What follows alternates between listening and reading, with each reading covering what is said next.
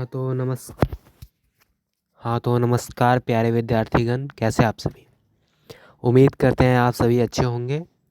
और जैसा कि हमने कहा था 23 तारीख से क्लास 9th 10th 8 का सिलेबस शुरू होगा, पढ़ाई शुरू होगी। और हम अपने बातों पर सही साबित होकर आज की पहली क्लास और सबसे मज़ेदार क्लास सिविक्स की क्लास को लेने जा रहे हैं। और यह क्लास 10th की है।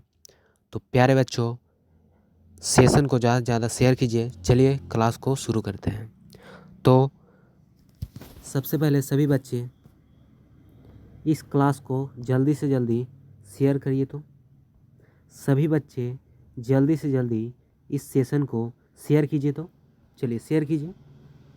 शेयर अगर कर दिए हैं तो कमेंट बॉक्स में दिल बना कर डालिए। ज़्यादा से ज़्यादा शेयर कीजिए ताकि हर बच्चे को ये जो कंटेंट है वो प्रोवाइड हो सके। इसका जो पीडीएफ है आपको डिस्क्रिप्शन बॉक्स में दे दिया जाएगा। तो हम क्लास 10th के चैप्टर 1 की बात की जाए तो क्लास 10th का जो चैप्टर 1 है वो है लोकतंत्र में। तो पहला चैप्टर है क्लास 10th का लोकतंत्र में सत्ता की साझेदारी। लोकतंत्र में सत्ता की साझेदारी। ये आपका मंजिल 450 बैच है, पॉलिटेक्निक साइंस का ये नोट्स है। ये आपको डिस्क्रिप्शन बॉक्स में मिल जाएगा, वहाँ से आप जाकर इसे डाउनलोड कर सकते हैं। पहला चैप्टर क्या है बताइएगा। लोकतंत्र में सत्ता की साझेदारी, यानी लोकतंत्र में कैसे सभी मिलजुल कर काम करते हैं उसके बारे में पढ़ाई करते हैं। दूसरा चैप्टर है सत्ता में साझेदारी की कार्यप्रणाली। अब जब सब मिलजुल कर काम करते हैं तो किस तरह से काम करते हैं ये हम चैप्टर 2 में पढ़ेंगे। ठीक, आगे है चैप्टर 3 में आप क्या पढ़ेंगे तो लोकतंत्र में प्रतिस्पर्धा एवं संघर्ष। लोकतंत्र में कैसे कैसे संघर्ष आते हैं, कैसे कैसे चुनौतियाँ आते हैं, ये सारे बातों को जानेंगे। चौथा चैप्टर है लोकतंत्र की उपलब्धि, यानी लोकतंत्र कहाँ तक फैल चुका है, लोकतंत्र कहाँ तक फैल चुका है इसके बारे में हम पढ़ेंगे चैप्टर 4 में। चैप्टर 5 है लोकतंत्र की चुनौतियाँ, यानी लोकतंत्र में क्या क्या बाधाएं हैं, क्या क्या चुनौतियां हैं, ये सारे की पढ़ाई उसमें की जाती है चैप्टर 5 में। यानी टोटल आपके 5 चैप्टर है। कितने हैं टोटल आपके, कितने चैप्टर हैं टोटल आपके 5 चैप्टर हैं। याद कर लीजिए, टोटल आपके 5 चैप्टर है, जिसमें पहला है लोकतंत्र में सत्ता की साझेदारी, दूसरा है सत्ता में साझेदारी की कार्यप्रणाली, तीसरा है लोकतंत्र में प्रतिस्पर्धा, और चौथा है लोकतंत्र की उपलब्धियां, और पांचवा आपका है लोकतंत्र की चुनौतियां। तो चलिए हम पहले पाठ की आगाज करते हैं, और आगाज करते हुए पाठ का नाम लीजिए और कमेंट बॉक्स में लिखिए पार्ट 1 लोकतंत्र में सत्ता की साझेदारी। लोकतंत्र में सत्ता की साझेदारी। सत्ता में साझेदारी को समझने से पहले आपको लोकतंत्र क्या है ये आपको पता होना चाहिए। लोकतंत्र क्या है, लोकतंत्र क्या है यह आपको पता होना चाहिए। क्या सभी बच्चे लोकतंत्र के बारे में कुछ जानते हैं तो कमेंट बॉक्स में ज़रूर लिखें। अगर लोकतंत्र के बारे में आप कुछ भी जानते हैं तो कमेंट बॉक्स में लिखिए। तो चलिए हम बताएंगे लोकतंत्र क्या है। उससे पहले जान लेते हैं कि ये किस सब्जेक्ट का हिस्सा है। तो यह है सोशल साइंस का। किसा सोशल साइंस में आता है, यानी सामाजिक विज्ञान, यानी जिससे हम समाज के प्रति अच्छे भावना के बारे में जो जो किताब पढ़ते हैं उसे सामाजिक विज्ञान कहते हैं। उसमें एक और आता है शाखा जिसको हम बोलते हैं राजनीतिक शास्त्र या नागरिक शास्त्र। राजनीतिक शास्त्र क्या है, राजनीतिक शास्त्र क्या है तो राजनीतिक शास्त्र सामाजिक विज्ञान की वह शाखा है। राजनीतिक शास्त्र क्या है बताइएगा। राजनीतिक शास्त्र सामाजिक विज्ञान की वह शाखा है। राजनीतिक शास्त्र सामाजिक विज्ञान की वह शाखा है या वह भाग है जिसमें राज्य और सरकार के बारे में पढ़ते हैं। राज्य यानी देश, राज्य यानी देश, सरकार यानी जो नेता होते हैं उनके बारे में, जिसमें राज्य और सरकार के बारे में पढ़ते हैं। ये किसका भाग है तो सामाजिक विज्ञान का है। तो राजनीतिक शास्त्र सामाजिक विज्ञान की एक भाग है जिसमें राज्य और सरकार के बारे में पढ़ते हैं। अगर वही पूछ देगा कि नागरिक शास्त्र क्या है तो जिसमें हम नागरिक के बारे में पढ़ते हैं उसे सामाजिक विज्ञान की वह शाखा जिसमें हम नागरिक के बारे में पढ़ते हैं उसे नागरिक शास्त्र कहते हैं, जिसको सिविक्स कहते हैं। इसको पॉलिटेक्निक साइंस कहते हैं, पॉलिटेक्निक साइंस कहते हैं, पॉलिटेक्निक साइंस कहते हैं। ठीक, यह नागरिक शास्त्र हमें मौलिक करता है, वो मौलिक अधिकार के बारे में बताता है। ये क्या होता है आगे हम बताएंगे इसको। तो चलिए आगे बढ़ते हैं। राजनीतिक शास्त्र के पिता अरस्तु को कहा जाता है। राजनीतिक शास्त्र के पिता अरस्तु को कहा जाता है। राजनीतिक शास्त्र के पिता किन्हें कहा जाता है? तो अरस्तु को कहा जाता है। राजनीतिक शास्त्र के पिता अरस्तु को कहा जाता है। किन्हें कहा जाता है? अरस्तु को। याद कीजिए, राजनीतिक शास्त्र के पिता अरस्तु को कहा जाता है, अरस्तु को। यही जीव विज्ञान के भी पिता है। डेमोक्रेसी यानी लोकतंत्र, डेमोक्रेसी यानी लोकतंत्र, यूनानी शब्द डेमोक्रेसिया से लिया गया है या बना है। डेमोक्रेसी यानी लोकतंत्र, यूनानी शब्द डेमोक्रेसिया से बना है। यूनानी में डेमोस का मतलब होता है लोग, डेमोस का मतलब क्या होता है? लोग। और क्रेसिया का मतलब होता है शासन। क्रेसिया का मतलब क्या होता है? शासन। क्रेसिया का मतलब क्या होता है? शासन। आगे है आपका, डेमोक्रेसी का मतलब लोकतंत्र है। डेमोक्रेसी का मतलब क्या है? लोकतंत्र हिंदी में होता है। और लोकतंत्र का मतलब क्या होता है? तो लोगों का शासन, लोगों का शासन। डेमोक्रेसी का मतलब होता है लोकतंत्र, लोकतंत्र का मायने है लोगों का शासन, लोगों का शासन। आगे है, लोकतंत्र क्या है? लोकतंत्र क्या है? प्यारे विद्यार्थीगण, लोकतंत्र क्या है आप बताइएगा। तो लोक यानी लोग, और तंत्र मतलब शासन, शासन। समझ में आया? यानी लोगों का शासन ही लोकतंत्र कहलाता है। लोगों का शासन यानी लोगों का राज ही, लोगों का शासन ही लोकतंत्र कहलाता है।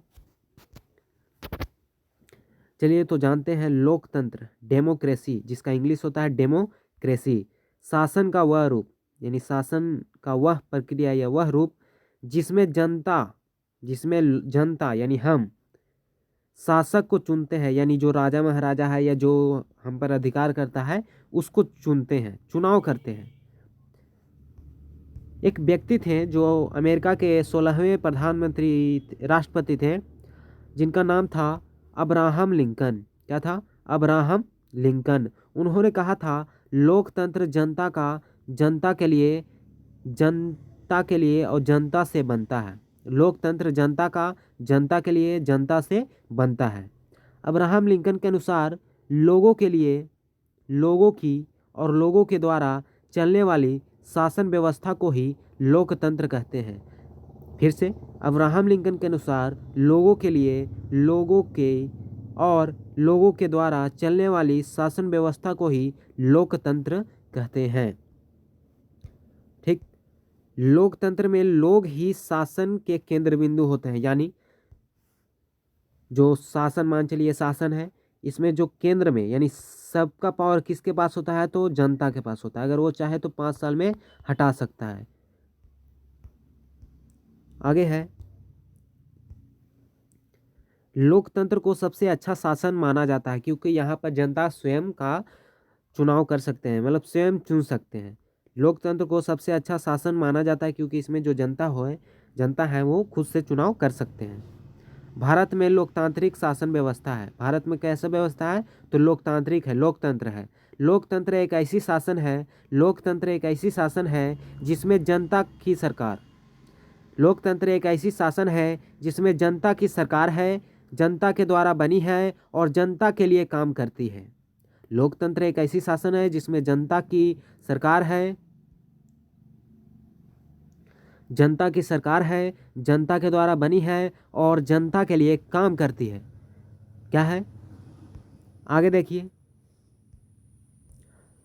लोकतंत्र दो प्रकार के होते हैं। लोकतंत्र दो प्रकार के होते हैं। कौन कौन?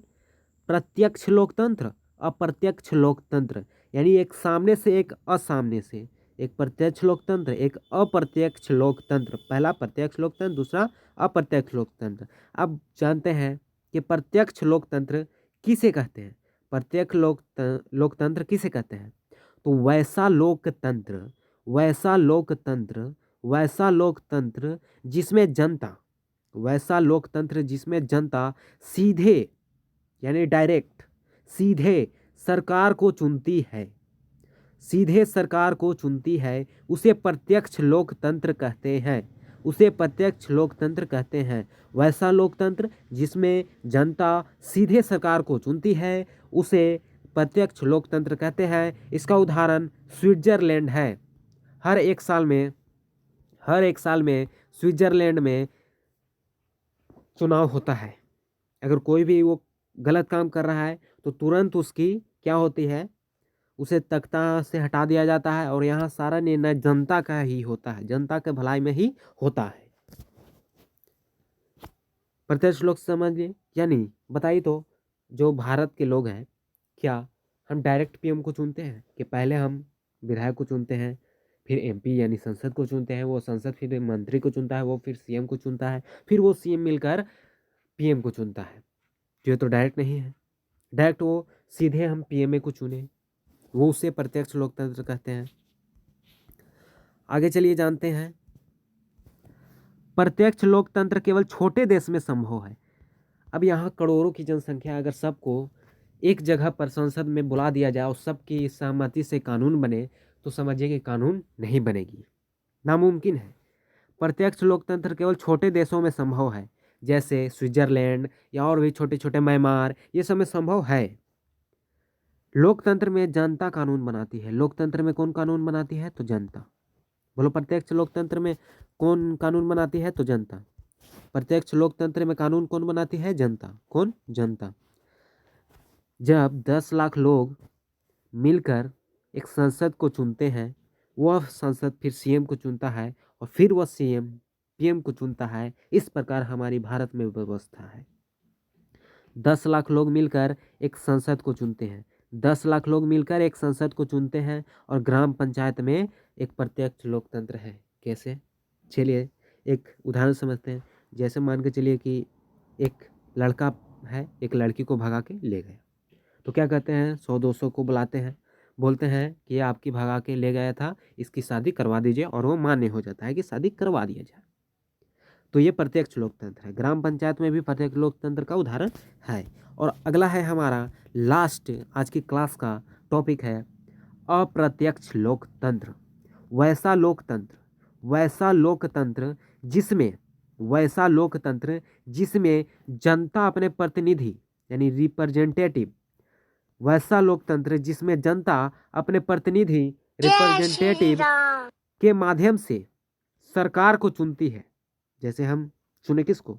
विधायक को, विधायक चुना एमपी को, संसद चुना सीएम को, सीएम चुना पीएम को। गाना है, हम चुनली विधायक के, हम चुने विधायक को, विधायक चुना संसद को, और संसद चुना सीएम को, और सीएम चुना पीएम को। तो क्या होता है? वैसा लोकतंत्र जिसमें जनता अपने प्रतिनिधि के माध्यम से सरकार को चुनती है उसे अप्रत्यक्ष लोकतंत्र कहते हैं। जैसे भारत दुनिया में अभी सबसे ज़्यादा अप्रत्यक्ष लोकतंत्र है। दुनिया में अभी सबसे ज़्यादा क्या है? अप्रत्यक्ष लोकतंत्र है। तो प्यारे विद्यार्थीगण, उम्मीद करते हैं आप सभी को ये वीडियो अच्छा लगा होगा। तो ज़्यादा से ज़्यादा इसे शेयर कीजिए। इस पीडीएफ का लिंक आपको डिस्क्रिप्शन में मिल जाएगा। ज़्यादा से ज़्यादा डाउनलोड कीजिए, नहीं तो हमारा एक नंबर है, उस पर आप पीडीएफ मांग सकते हैं। 8789401684। याद रखिए 8789401684। इस नंबर पर मैसेज कीजिए, आपको पीडीएफ एकदम फास्टली माध्यम से मिल जाएगी। अगर पहली बार आए हैं तो सब्सक्राइब भी करके ही जाइए। तो चलिए बच्चों, बाय बाय। आज की क्लास को करते हैं और फिर कल मिलते हैं।